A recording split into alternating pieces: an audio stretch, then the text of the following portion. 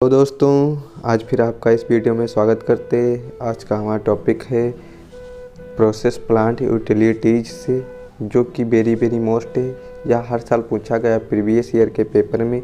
यहाँ से आपको इसमें मिलेगा और मास ट्रांसफ़र में भी मिलेगा यह टॉपिक, जो कि हमारा टॉपिक है explain one type of cooling tower, यानी कूलिंग टावर के कितने टाइप होते हैं इसके बारे में हम डिस्कस करेंगे। और एक कूलिंग टावर के बारे में हम स्टेप बाय स्टेप डिस्कस करते हैं। स्टेप बाय स्टेप नोट्स इसमें मिलेंगे और उसके टॉपिक के बारे में स्टेप बाय स्टेप डिस्कस करेंगे। कूलिंग टावर हम उसे कहते हैं जो गर्म पानी को ठंडा करने में काम आता है, उस चीज़ को यहाँ पे हम कूलिंग टावर कहेंगे। तो हम कूलिंग टावर का फर्स्ट टाइप समझेंगे क्या कि नेचुरल ड्राफ्ट कूलिंग टावर क्या होता है। तो देख सकते हैं यहाँ पर लिखी हुई फर्स्ट पॉइंट में क्या है कि natural draft cooling tower is also called natural drug cooling tower. Means कहने का मतलब है कि जो नेचुरल ड्राफ्ट कूलिंग टावर होता है उसे हम लोग नेचुरल ड्राफ्ट कूलिंग टावर भी कर सकते हैं। नीचे के पॉइंट में लिखी हुई कि in natural draft cooling tower air flow is obtained by pressure different obtained from its structure that is chimney effect। कहने का मतलब है natural draft cooling tower means प्राकृतिक ड्राफ्ट कूलिंग टावर, जो प्राकृतिक की हवा के सहयोग से पानी को ठंडा करना यहाँ पे या नेचुरल ड्राफ्ट कूलिंग टावर कहलाता है। तो मीन्स यही कहना चाह रहा है क्या कि जब चिमनी की जो स्ट्रक्चर होती है उसमें जो इफेक्ट पड़ती है, उसमें जैसे कि हम यहाँ पे क्या एयर इनलेट पोर्ट होती है इसमें, तो यहाँ से एयर इन जाती है। मीन्स हवा का जो प्रेशर होती है वो प्राकृतिक इसकी प्रेशर होती है, जाकि इसमें हम कोई भी प्रेशर नहीं लगाते हैं, ये प्राकृतिक ही होती है। जो हवा के प्रेशर इसके अंदर जाती है और इसके अंदर जो भी ये प्रोसेस होती है वो प्राकृतिक ही इसे पानी को ठंडा करती है। तो इसी चीज़ को यहाँ पे हम लोग नेचुरल ड्राफ्ट कूलिंग टावर का मतलब है कि जब हम इसमें प्रोसेस करते हैं तो इसमें जो भी एयर हमारा निकलती है और मॉइस्चर निकलती है तो एक इवापोरेशन होकर निकलती है, मीन्स भाप के फॉर्म में निकलती है।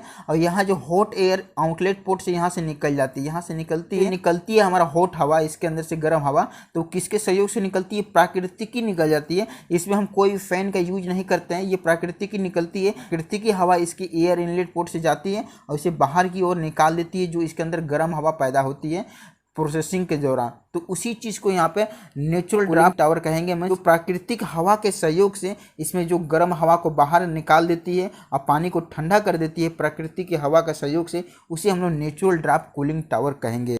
एयर कंडीशनिंग में इसी का यूज किया जाता है। और रिक्वायरमेंट कूल वाटर, जहाँ पे पानी को ठंडा किया जाता है और जब हमें ठंडे पानी की रिक्वायरमेंट होती है तो उस जगह पे उस मैन्युफैक्चरिंग वाले फैक्ट्री में, इंडस्ट्री में इस नेचुरल ड्राफ्ट कूलिंग टावर का यूज किया जाता है।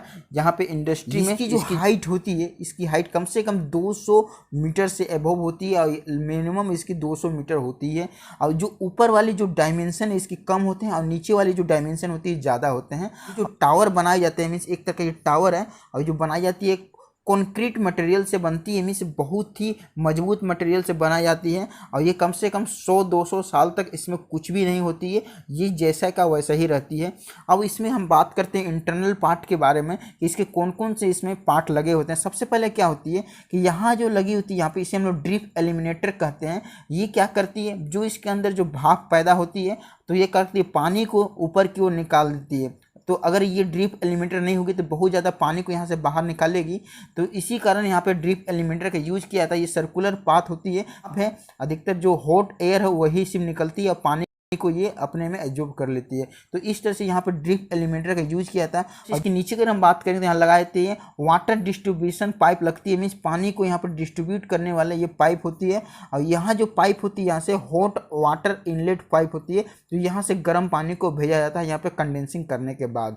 और इसके जस्ट नीचे में यहाँ पे स्प्रे लगे होते हैं, मीन्स एक तरह का नोजल होते हैं, जो पूरी जो गर्म पानी होती है उसे झरना के रूप में गिराने के लिए, छितारने के लिए इस चीज़ का यूज किया जाता है। जस्ट इसके नीचे में हम क्या लगाते हैं, हीट एक्सचेंजर सरफेस लगाते हैं। एक तरह का फील होती है, मीन्स एक तरह का मधुमक्खी का छत्ता के आकार की होती है और उसमें जस्ट जाली जैसी बनी होती है। इसमें क्या करती है, जब ये गर्म पानी गिरती है तो ये क्या करती है, पूरी पानी को एब्जॉर्ब करती है और पानी को यहाँ पे पूरी सरफेस पर गिरने पर ये पानी को पूरी तरह से ठंडा कर देती है।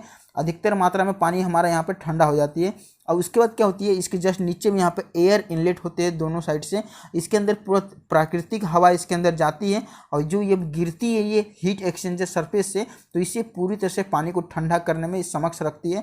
और उसके बाद ये जो पानी गिरती है हमारा फाइनली नीचे बेसिन है, इस चीज़ को हम यहाँ पे बेसिन बोलेंगे। और ये हीट एक्सचेंजर सरफेस है और ये इसकी क्या है, एक तरह का कोल्ड वाटर बेसिन। और हमारा ये कोल्ड वाटर, अब जस्ट इसकी अगर हम बात करेंगे इसे पानी को कैसे निकालते हैं, तो यहाँ पर एक कोल्ड वाटर आउटलेट पोर्ट होता है, इसी के सहयोग से पानी को निकाला जाता है।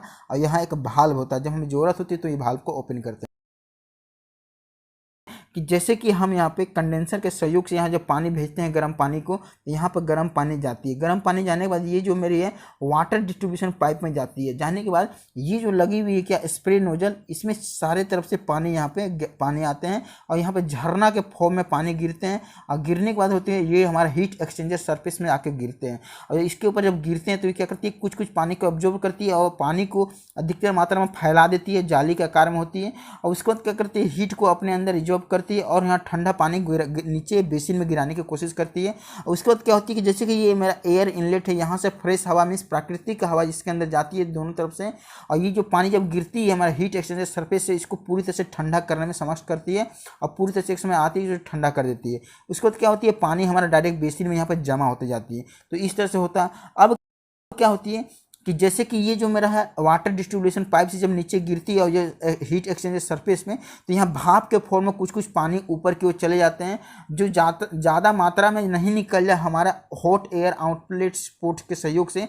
तो इसी कारण हम यहाँ पर ड्रिप एलिमेंटर का लगाते हैं, जो पूरी जो पानी हमारे जाती है भाप के फॉर्म में इवापोरेट होकर इसे पूरी तरह से एब्जॉर्ब कर लेती है और पानी को यहाँ ड्रॉपलेट करके वापस हमारा बेसिन में ठंडा करके नीचे को गिराती है। और जो इसके ऊपर जो पानी निकलती है हॉट एयर आउटलेट पोर्ट के सहयोग से, तो इसमें सिर्फ एयर ही निकलते हैं जो गर्म हवा होते हैं और यहाँ पे इवापोरेट होकर बाहर निकल जाते हैं, भाप के फॉर्म में निकल जाते हैं। और अधिकतर पानी को ये ड्रिप एलिमेंटर यहाँ पर ड्रॉपलेट करके पानी को नीचे की ओर गिराता है हमारा कोल्ड वाटर बेसिन में इस तरफ से। और उसके बाद क्या होती है, जब पूरी तरह से यहाँ पानी जमा हो जाती है, जब हमें रिक्वायरमेंट होती है पानी की, तो हम क्या करते हैं कोल्ड वाटर आउटलेट पोर्ट के सहयोग से यहाँ से भाल्व खोल के यहाँ से पानी को ले लेते हैं। इस तरह से मेरा नेचुरल ड्राफ्ट कूलिंग